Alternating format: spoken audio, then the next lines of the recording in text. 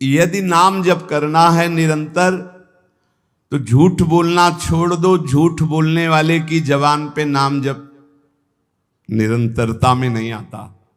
पकड़ो, मृषावादम परिहरेत, झूठा बोलना बंद करो।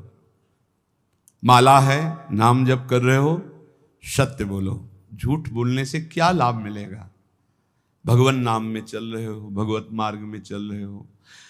और देखो, व्यापार आदि में भी झूठ बोलने की जरूरत नहीं। जिनको लगता है बिना झूठ बोले व्यापार नहीं चलता, वो कमजोर हृदय के हैं। सब कोई जानता है मुनाफे के लिए व्यापार किया जाता है। अपनी सामान का मुनाफा जोड़कर बोल दीजिए, झूठ बोलने की जरूरत नहीं। अरे बहुत झूठ बोलते हैं। एक गमछा है खरीदने के लिए, जिससे गए वो 130 रुपया, नहीं थोड़ा कम कर दो। वो तुम्हें बताएं, कसम से कहते हैं 120 का लाए। अब 120 का तुम ले ही ले, तुम्हारे लिए हम कसम बोलने की क्या जरूरत थी? झूठ क्यों बोल गए? भाई 130 का हम दे रहे हैं, तुम्हें लेना लीजिए, नहीं दूसरी दुकान दीजिए। ज्यादा उसमें चापलूसी या झूठ बोलने की जरूरत नहीं। मृषावादम परिहरेत, यदि आप व्यापारी हैं या गृहस्थी में कोई भी कार्य बोले बिना झूठ बोले काम नहीं चलेगा। ऐसा तो हमें शास्त्रों में कहीं नहीं मिला कि कोई व्यापार, कोई ऐसा कार्य की झूठ। हाँ, एक जगह जरूर झूठ बोल देना चाहिए। यदि किसी के प्राण बच रहे हैं, सर्वस्व का नाश बच रहा है, जरूर झूठ बोल दो, उसके प्राण बचा लो। वो झूठ तुम्हें सत्य का लाभ प्रदान करेगा। अपने स्वार्थ के लिए झूठ मत बोलो। और कम से कम भजन करने वाले तो झूठ से थोड़ा बचने की थोड़ा इसलिए कह रहे हैं कि पूरा हरिश्चंद्र बनना तो बहुत ही कठिन है, क्योंकि मोबाइल का समय है। अब झूठ ना बुलवावे तो इसकी महिमा क्या है? झूठ तो बुलवा ही देता है। बहुत झूठ पकड़ा जाता है। झूठ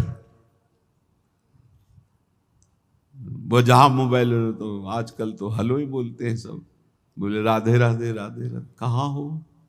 बाजार में है इस समय, बगल से बगले के फ्लैट में है, बाजार में है इस समय, तो नहीं मिल सकते। बाजार झूठ बुलवाता है मोबाइल, बहुत झूठ बुलवाता है। वृंदावन में है, अपने घर में, कहाँ हो? इस समय तो आगरे में, आज तो नहीं मिल सकते, फिर आगे बताएंगे आपको। अब क्या जाता है, झूठ बोल दिए। अरे भैया बेमतलब झूठ बोल रहे हो। नहीं असत्य संपातक पुंजा। और बता दें, झूठा मुंह मत रखना। यदि निरंतर नाम जप करना, चरणामृत पीने से झूठा नहीं होता। भगवत प्रसाद का किनका लेने से झूठा नहीं माना जाता। शेष कुछ भी झूठा मत रखना। कल हमको एक डॉक्टर साहब शिक्षा दे गए हैं कि आप शराब मांस आदि के लिए तो निषेध करते ही हैं, तमाकू और पान मसाला का भी निषेध कीजिए, क्योंकि इससे कैंसर हो जाता है। तो इसमें और दोष है कि जैसे आप, अब जब चिंतन हुआ तब समझ में, आप मुख में रखोगे तो मंत्र नहीं जप पाओगे। फिर खूब अच्छे से कुल्ला करके, जी भी करके, आचमन करके फिर मंत्र, और ऐसा कौन करता है? तो मसाला तो और तमाकू सुपारी खाने वाला निरंतर नाम जप नहीं कर सकता। इसलिए प्रार्थना इस पर भी कल से हमें शिक्षा मिली। भगवान विविध रूपों में आके शिक्षा देते और कह रहे थे कि हम डॉक्टर हैं मुख के। सैकड़ों ऐसे लोग जिनके मुख के कैंसर हो गए हैं, जो तमाकू, गुलमंजन, पान मसाला, तो ये भजन में भी खतरनाक है भाई। सिद्ध पुरुष हो तो हम प्रणाम करते हैं भाई, लेकिन साधक हो तो पान मसाला, तमाकू, ये चीजें बंद कर दो। अभी तक तो हम यही शराब मांस इसके लिए बोलते थे। वो कल बता गए, बोले बड़ी बुरी स्थिति कैंसर के मुख में हो रही है इसी से। तो झूठ बोलना छोड़ दो।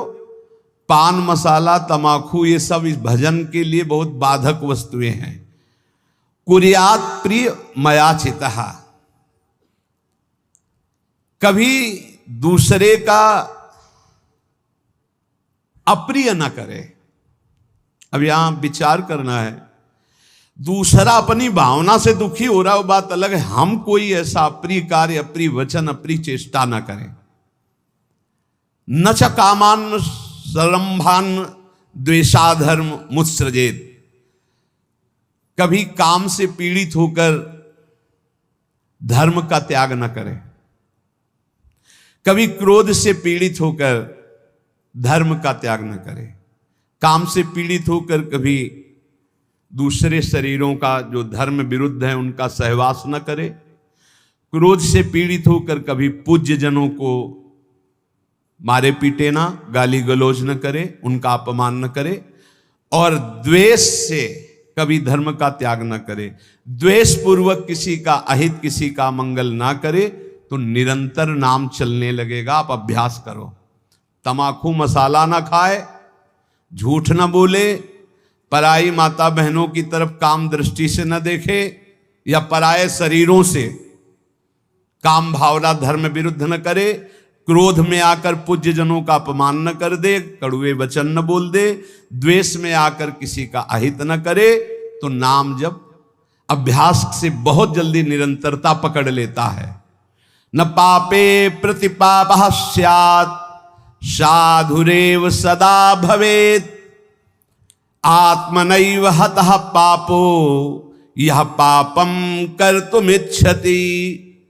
यदि तुम्हारे साथ कोई पापी आदमी पाप का बर्ताव कर दे, यदि तुम नाम जापक हो, तो उसके बदले में तुम पाप मत करना।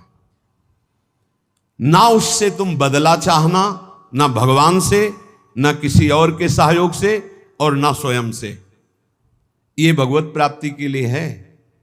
संसारी आदमी ऐसा नहीं करेगा, वो तो एक थप्पड़ का जवाब 2 थप्पड़ में देना चाहेगा, लेकिन भक्त का स्वभाव ऐसा नहीं। कह रहे यदि कोई पापी आदमी तुम्हारे साथ कोई भी गलत बर्ताव, तो हमारा कर्तव्य है कि हम भगवान से प्रार्थना करें, हे प्रभु इसकी बुद्धि शुद्ध कर दो।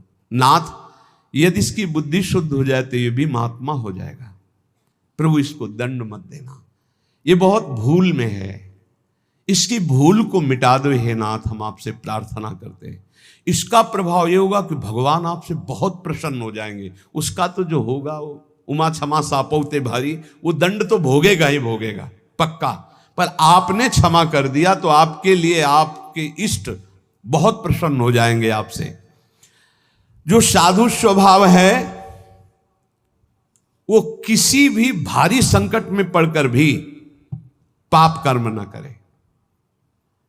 जैसे एक प्रसंग आता है संकट का, सदन जी का, सदन कसाई जी बड़े महाभागवत थे।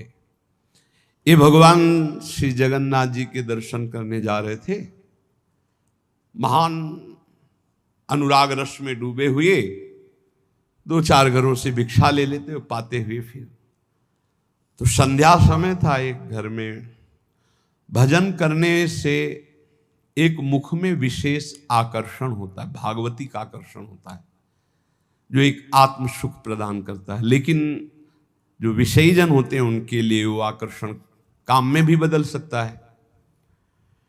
तो उनको एक नवयुवती जो नववधू थी उस घर में, उसने देखा तो उसने कहा बाबा यहीं पा लीजिए। उनका जैसी आपकी इच्छा।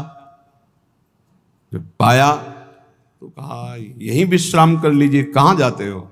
तो कहा जगन्नाथ जी के दर। तो सुबह चले जाना। अब यहां थोड़ी त्रुटि हो गई। बैरागी को सहसा किसी के घर में शयन करना निषेध है, या तो दरवाजे के बाहर या देव मंदिर या ग्राम के किनारे कोई वृक्ष, कोई ऐसा देवालय आदि में, अन्यथा या तो कोई वैष्णव महाभागवत, फिर भी उसके बाहर उसकी सैयाओं पर ना सोए जो घर गृहस्थी की है। सहज सरल चित्त तो उसी घर में शयन कर गए। उनको होगा कोई कमरा ऐसे, और अन्य बड़े घर होते हैं। रात्रि जब हुई तो उनकी वही नववधू आई, उसके पति थे, अभी नववधू हुई थी। उसने काम वेदना से पीड़ित होकर याचना की सदन से। सदन जी ने कहा कि तुम कैसी हो, तुम्हारे पति है फिर भी तुम ऐसी याचना करती हो। चली गई। उनको लगा कि शायद समझ आ गई हो, उसने जाके पति की हत्या कर दी। उसको लगा कि ये इसलिए बड़ा काम पापी स्वभाव का होता है, जब बुद्धि में बैठ जाता है कुछ भी पाप पूरे परिवार को मार सकता है। ऐसा है, बहुत ऐसी घटनाएं सुनने को मिलती है। वो आयुष ने कहा पति की हत्या कर दी, अब तो स्वतंत्र हो ना, अब तो भयरहित हो। तो उनका धूर्त कहें कि ये हमने कब कहा, ये महत अपराध करने वाली तो है। तो उसने कहा होश में अगर हल्ला मचा दिया तो जान से मार डाले जाओगे यहीं। तो उन्होंने विचार किया कि बात तो सत्य है।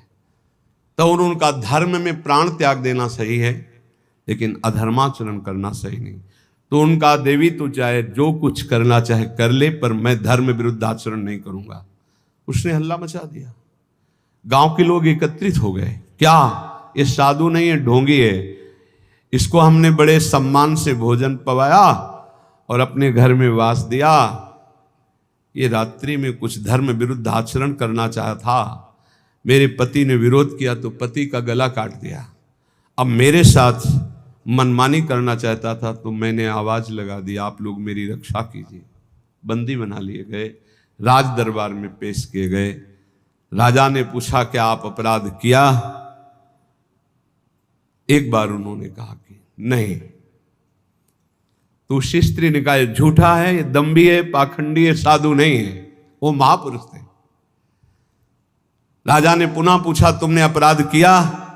तो उनका ये जो देवी कह रही उसी के अनुसार मुझे दंड दिया जाए, क्योंकि भगवान की इच्छा, इसीलिए सब विधान बना। तो दोनों हाथ यहां से काट लिए गए, हाथ कटवा लिया धर्म विरुद्ध आचरण। अब कुछ ऐसे लेप लगाए गए जिससे रक्त रुक गया। जगन्नाथ जी के दर्शन करने गए तो बहुत हंसे प्रभु से, क्योंकि वो सच्चे थे। उन्होंने कहा प्रभु आप जानते हैं फिर भी ये लीला, अगर आज हाथ होते तो मैं हाथ जोड़कर आपको प्रणाम करता, पर स्वीकार करो आप हमारा। और जे ही ऐसे किया तो नवीन हाथ उनके प्रकट हो गए। सच्ची मानिए, कह रहे यहां कि आत्मनैव हतः पापो यह पापम कर्तुम इच्छति, पापानाम विद्याधिष्ठानम लोभमेव द्विजोत्तम, लुब्धा पापम विवश्यन्ति नरा नाति बहुश्रुताः। किसी भी लोभ या किसी धर्म संकट में फंस करके भी पाप आचरण नहीं करना चाहिए। कभी कई तरह के ऐसे धर्म संकट भक्तों के जीवन में आते हैं, उस समय आप अपने आराध्य देव की निष्ठा में रहो, प्राण भी चले गए तो भगवान की प्राप्ति हो जाएगी, लेकिन धर्म भ्रष्ट हो गए तो क्या? जीवन धन गौर श्याम की प्राप्ति के लिए उनका स्मरण करते हुए 100 लात खा करके भी हम किसी को कुछ नहीं कहेंगे, अपनी श्री जी की प्राप्ति के लिए चलेंगे। वाग्वाण प्रपतंतु मर्मशु शतम पाद प्रहारासिरो, ये है प्राप्ति करने की इच्छा का नाम। यह है, आपसे बहुत हृदय से बात कर रहा हूं। जब आप भगवत प्राप्ति के लिए कमर कसेंगे तो माया तुम्हें रौंदेगी पक्का। वो या तो इतनी अनुकूलता दे देगी कि आप प्रमाद में भूल जाओ, और या हर कदम में प्रतिकूलता दे देगी कि चलना मुश्किल हो जाएगा। अब क्या करूं? उस स्थिति में भी चाहे सर्वस्व नाश हो जाए, मैं श्री जी को नहीं छोड़ सकता। मैं भगवत प्राप्ति की किसी भी तरह से अब इसमें गुंजाइश नहीं, मैं और साझा नहीं कर सकता। सिर्फ भगवत प्राप्ति, जीवन भगवत प्राप्ति के लिए हर कष्ट सहूंगा, पर श्री जी को नहीं छोड़ सकता। बस हो गया। वाग्वाणा प्रपतंतु मर्म सुसतम पाद प्रहारा सिरो, चाहे जितना कष्ट दो, 100 लात मारो, 100 गालियां दो, हम वृंदावन नहीं छोड़ेंगे, हम प्रियाजू की उपासना नहीं छोड़ेंगे। सब छूट जाए, सब नष्ट हो जाए, आप जानो आपका काम जाने, हम आपको नहीं छोड़ सकते। स्मारम मथापि जीवन धनम। तो क्या मिलता है? बोले वो स्मरण करता हुआ, बार बार स्मरण करता हुआ अपने जीवन धन गौर श्याम प्रिया प्रीतम, ऐसा मुदितो, ऐसा आनंदित रहता है कि उसको परवाह नहीं रहती कौन गाली दे रहा है, कौन मार रहा है। ऐसी उत्तम स्थिति वत्स्यामि वृंदावने, मैं ऐसे वृंदावन में वास करूंगा, चाहे मुझे कोई मारे, चाहे गाली दे, चाहे अपमान करे। भुक्तम जन्मनि जन्मनि प्रियवधू श्रक चंदनाद्यम त्वया, अहंकारस्तु न शांते वसुयसो वौहर्जितम नाद्य तत्। बहुत सुंदर बात कह रहे हैं। अभ्यस्ताच समस्त शास्त्र विततिर्मोहस्तु नास्तम गतस् तन्निर्विद्य समस्ततो भज महानंदाय वृंदावनम। जन्म जन्म में हमने बहुत भोग भोगे, काम भोग भी भोगा है, नववधु, माला चंदन, नाना प्रकार की सुख सामग्री, बहुत अहंकार था, बड़े बड़े पदों में गया, कुछ नहीं, आज फिर वैसे का वैसा हूं। भाई मेरी प्रार्थना मान लो ऐसे आप भी हो, कभी आप भी देवता बने होगे, स्वर्ग के भोग भोगे होगे, कभी नरक गए होगे, कभी नाना प्रकार की और योनियों में गए होगे, सब भोगा, सब कर लिया, भगवत प्राप्ति नहीं की एक बार भी। अब हिम्मत कर लो, बहुत शास्त्र पढ़ लिए, ज्यादा पढ़ने की जरूरत नहीं। कह रहे हैं अभ्यस्ताच समस्त शास्त्र विततिर मोहस्तु, मोह ही होगा, अज्ञान ही बढ़ेगा। क्या अष्टांग योग में चलें कि ये सिद्धि प्राप्त करें, कि इस मार्ग में चले, कि इस मार्ग में चले। बहुत शास्त्रों का ज्ञान होना दुर्भाग्य ही है। कोई कह सकता है ऐसा कैसे कह सकते हो? क्योंकि वो निर्णय ही नहीं कर पाता मैं किधर चलूं। हजारों मार्गों का ज्ञान है, एक कदम नहीं चला किसी मार्ग में तो दुर्भाग्य नहीं और क्या है। निर्णय निकला, पूरा जीवन हो गया, हर किलोमीटर का ज्ञान है, हर रास्ते के, लेकिन चले एक कदम नहीं कि उस किलोमीटर के बाद फिर क्या है। अब गए ही नहीं तो अनुभव ही नहीं है। ऐसा शास्त्र ज्ञान किस काम? आपको भारत के हर मार्ग का ज्ञान है, किलोमीटरों का, लेकिन आपने यात्रा किसी भी पावन तीर्थ की नहीं की, तो बैठे बैठे इस ज्ञान से क्या आप परम पवित्र हो जाएंगे क्या? आपने कभी अवगाहन नहीं किया किसी तीर्थ का, किसी धर्म क्षेत्र का, किसी पुरियों का, धामों का, और आपको सब ज्ञान है। वो ज्ञान किस काम का? हलवा की पूरी प्रक्रिया बनाने के आप एक सांस में बता जाओगे, लेकिन कभी बना के पाया? बोले नहीं, तो फिर मतलब क्या रहा?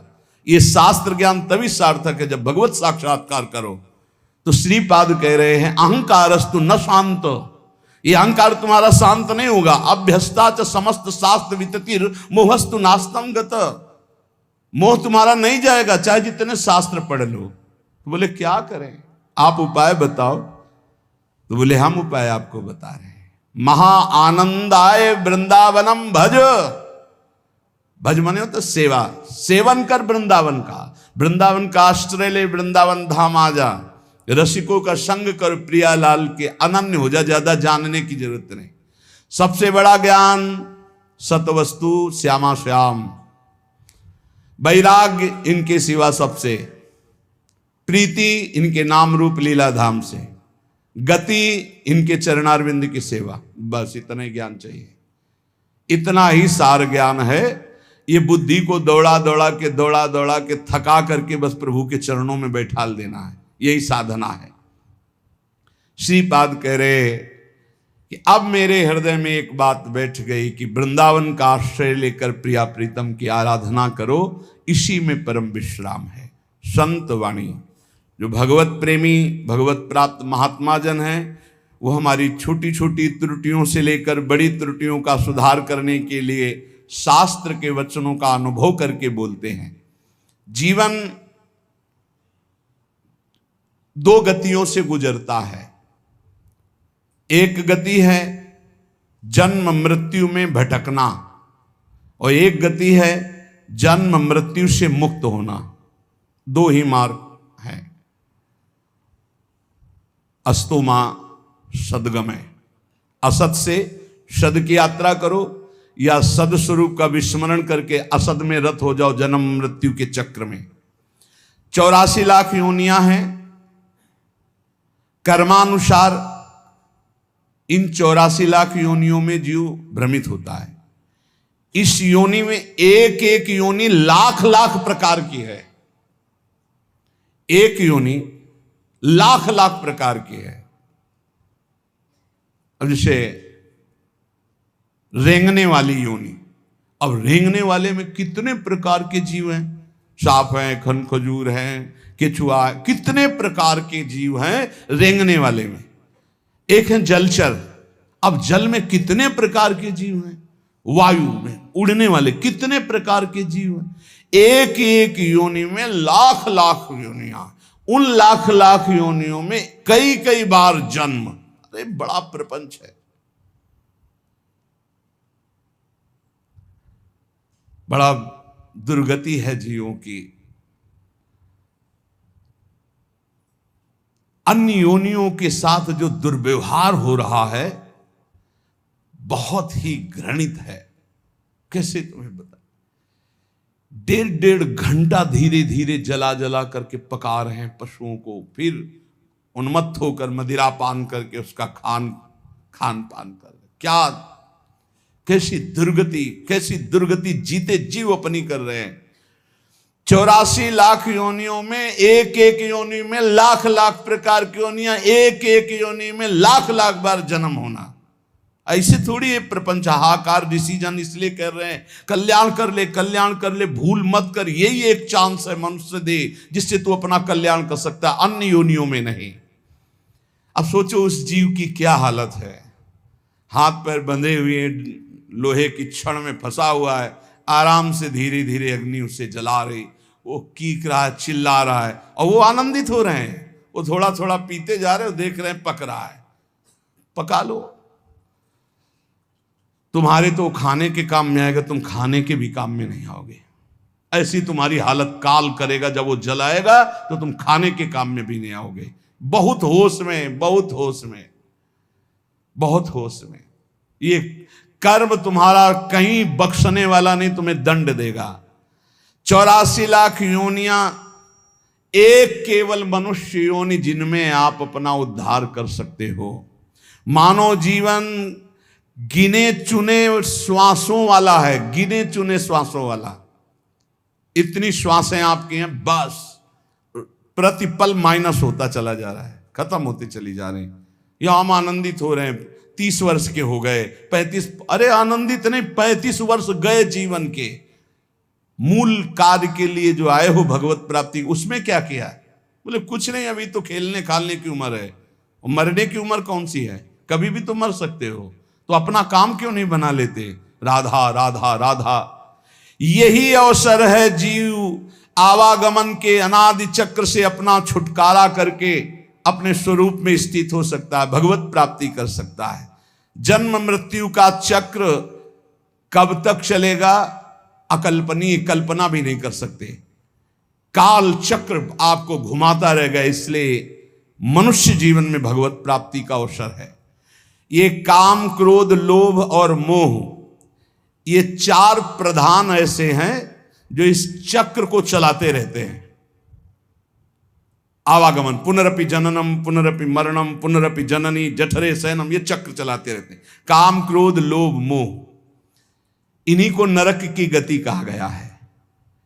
इनमें से किसी में भी एक में पैर पड़ जाए, काम में, क्रोध में, लोभ में, मोह में, फौरन चारों आज करके उसे घुमाने लगेंगे, बार बार जन्म, बार बार मरण। नरक की दारुण यंत्रणा हर योनि में उसको प्राप्त होगी। केवल मनुष्य योनि ऐसी जिससे अपने को बचा सकते हो। केवल मनुष्य ही सत्कर्म करने में स्वतंत्र है, नवीन कर्म करने में स्वतंत्र है। अन्य प्राणी तो पूर्व में जो संचित कर्म गोदाम लगा उसी को भोगते रहते हैं। वो अशुभ कर्मों का नाश करते रहते हैं, भोग भोग करके। वो नवीन कर्मों का उपार्जन नहीं कर सकते। मनुष्य नवीन कर्म उपार्जन कर सकता है। मनुष्य कर्म करने में स्वतंत्र है। मनुष्य ही है जो अपने कर्म संस्कारों को भस्म कर सकता है, दूसरा कोई योनि नहीं। अब उसे सोचना है कि जो आपके गंदे कर्म जमा हैं उसमें और प्लस करना है या आग लगाना है पूरी गोदाम को। स्वतंत्र हो आप। काम, क्रोध, लोभ, मोह, ये जिनके जीवन में है, निश्चित समझो उनका जन्म मरण पक्का है। जन्म मरण पक्का है। इन चारों को मिटाने के लिए 4 ये पहलवान ताल ठोक के खड़े हैं। काम, क्रोध, लोभ, मोह, ये शत्रु, तो सत्संग, परोपकार, वैराग्य और नाम जप, ये 4 ऐसे हैं कि इन चारों को चटनी बना देंगे। रोज सत्संग सुनो, अपने भोजन में से चाहे 1 रोटी निकालो, रोज दूसरों के उदर में जाने वाला विधान करो, परोपकार की भावना। और वैराग्य। जननी जनक बंद सुत दारा, तन धन धाम सुहृद परिवारा, सबकी ममता ताग बटोरी, मम पद मनहि बांध बरडोरी। छोड़ दो भगवान के भरोसे में और अपने कर्तव्य का पालन करो। ज्यादा चिंता मत करो, चिंतन करो प्रभु का, वो सब संभाल लेंगे, अनंत ब्रह्मांड संभाल लें। तुम्हारे परिवार में तो 2 4 6 लोग ही होंगे। वैराग्य, सब भगवान का है, भगवान देखेंगे, जो जैसा कर्म करेगा वैसा भोगेगा। राधा राधा राधा, और अपने कर्तव्य का पालन, जिसके प्रति जो संबंध है ईमानदारी से आप करो, लेकिन राग मत करो। और नाम जप, सत्संग, परोपकार, वैराग्य और नाम जप, इसके द्वारा इस चक्र का नाश कर दो। काम क्रोध लोभ मोह, इनकी मिटियामेट करने के लिए सामर्थ्य है ये सत्संग, परोपकार, वैराग्य और भजन। अब भगवत धाम और नरक ये 2 हैं, चयन करो तुम्हें कहां जाना है। अगर काम क्रोध लोभ मोह तो त्रिविधम नरकस्येदम द्वारम नाशन मात्मना कामा क्रोधा तथा लोभा। और यदि सत्संग परोपकार वैराग्य भजन तो भगवत धाम। ये 2 गतियां हैं। उपासक देख लो, अगर भगवत धाम जाना है तो इन 4 बातों को छोड़ना होगा। काम क्रोध लोभ मोह, 4 बातों को पकड़ना होगा। रोज सत्संग, रोज परोपकार और सबसे अंदर से वैराग्य और खूब नाम जप, इसी के द्वारा भगवत प्राप्ति होती है। तीर्थपाद भगवान श्री हरि के जो गुणानुवाद लीला कथा है, ऐसा नशा चढ़ जाना चाहिए कि कभी तृप्ति नहीं होनी चाहिए। कस्त्रप्यनुयात तीर्थ पदोभिधानात्, सत्रेषु वासुरभिरीड्यमानात्, यह कर्णनाडं पुरुषस्य यातो भवप्रदां गेहरतिं छिनत्ति। जो भगवान की चर्चा को कानों से सुनता रहता है तो उसके हृदय का मोह मल नाश हो जाता है, वो वैरागी हो जाता है। वैरागी का केवल भेष से मतलब नहीं, अंदर से है। जैसे चक्रवर्ती सम्राट अम्बरीश जी वैरागी हैं। चक्रवर्ती सम्राट अवध का पूरा शासन कर रहे हैं भरत जी, लेकिन परम वैरागी। जो अनुरागी है वही परम वैरागी है, जो परम वैरागी वही अनुरागी है। जो भगवत चर्चा सुनता रहता है रोज, तो सर्वसंगोपहो हिमाम, सत्संगहा सर्वसंगोपहो हिमाम। सत्संग आपको सब संगों से अलग करके भगवत अनुरागी बना ही देगा। कौन ऐसा है जो प्रभु की चर्चा सुनते सुनते अघा जाए। नारद आदि महात्मागण, बड़े बड़े साधुजन जिनका सदैव यश गान करते रहते हैं, अहोभाग्य है उन मनुष्य शरीरधारियों का जो अपने कर्ण रंध्रों से भगवत चर्चा सुनते रहते। उनका संसार चक्र में डालने वाला ये विकार, घर गृहस्थी की आसक्ति, ये उसे अब अगला जन्म नहीं करने देगी। घर गृहस्थी की आसक्ति, ये काम क्रोध लोभ मोह आदि, उसको अगला जन्म नहीं दे सकते जिनके कानों में रोज भगवत चर्चा पड़ती है और वो भगवत चर्चा सुनते हुए कभी अघाते नहीं। शास्त्रदधानश्च विवर्धमाना विरक्ति मन्यत्र करोति पुंसः, हरे पदानुस्मृतिर्निवृत्तस्य समस्त दुःखात्यमा सुधत्ते। जब कथा सुनते सुनते कथा में स्वाद आने लगे, एक एक शब्द बहुत गंभीर आनंददायक लगने लगे, तब समझ लेना चाहिए कि अब हमारे कल्याण का अवसर आ गया। भगवान की बातें बहुत प्रिय लगने लगे, भगवत चर्चा एक आनंद देने लगे। समस्त विषयों से वैराग्य उसी का होता है जो रोज सत्संग सुनता है। पर सत्संग सुनना समझ लीजिए, कल श्रोता का वर्णन हुआ था, चातक की तरह सुनना। हमारा जीवन है सत्संग, उसका मनन करना, उसको आचरण में उतरना, कि सुने बस चले गए, इतना समय तो सार्थक हुआ, पर मनन नहीं करोगे तो सत्संग का हृदय रूपी अंधकार नाश करने का जो प्रभाव है वो मनन से होता। मनन नहीं तो फिर नहीं बन पाएगा। सुन लिया, दूसरों को सुना दोगे, काम नहीं बनेगा। भगवत चरणारविंद के निरंतर चिंतन की सामर्थ्य सत्संग से प्राप्त होती है। समस्त दुखों का नाश भगवत चिंतन से होता है। भगवत चिंतन की प्राप्ति सत्संग से होती है। इसलिए तांचोच्य सोच्यान विदोनु सोचे हरे कथायाम विमुखा नघेन क्षिणोति देवो निमिषस्तु येषा मायुर्वृथावाद गति स्मृति नाम। मुझे तो सबसे ज्यादा वो सोचनियों में भी सोचनीय अज्ञानी पुरुष लगते हैं जो कभी सत्संग सुनने नहीं आते। पिछले पूर्व पापों के कारण उनको भगवान की कथा में सुनने में बिल्कुल रुचि नहीं है, और अगर कभी कोई उनका मित्र आदि ले भी आवे तो सुनना नहीं चाहते। तो माओ सुन के हम बाहर खड़े हैं, वो इतनी दूर खड़े हो जाएंगे कि कान में शब्द ना पड़े। और अगर कभी सत्संगियों को देखेंगे भी तो उनके दोष दर्शन करेंगे, इनका क्या सुधार हुआ सत्संग से, ये वो ऐसा। हाय हाय, बड़े शोचनीय है कि मानव देह प्राप्त करके उनको सत्संग नहीं मिला। काल भगवान ऐसी अमूल्य श्वासों को व्यर्थ में नष्ट करवा रहे हैं। उनकी वाणी दूसरे के निंदा प्रपंच गायन में, देह भोगों में, व्यर्थ के वाद विवाद, व्यर्थ की चेष्टा, व्यर्थ के चिंतन में उनका जीवन चला जाता है। इसलिए इस लोक में तुम केवल धर्म का आचरण करते हुए ही अर्थ का सेवन करो, भोगों को भगवद अर्पित करके परम पुरुषार्थ भगवान की प्राप्ति का उपाय करो, वही मनुष्य जीवन श्रेष्ठ है। पापाचरण से बचने की चेष्टा करो, निरंतर नाम जप करो, कोई व्यसन ना करो, सहसा झूठ मत बोलो, तो तुम्हारे हृदय में निरंतर नाम की वृत्ति स्थायी आ जाएगी। नाम चलने लगा तो हम जीत गए, हम जीत गए। नाम सर्वोपरि, चाहे जैसी परिस्थिति हो, नाम न छोड़ो, नाम पकड़े रहो, नाम तुम्हें पकड़ लेगा, नाम ही तुम्हारे हृदय में छा जाएगा, और जीवन का यही परम लाभ। शेष चर्चा आगे। श्री राधा वल्लभ लाल की।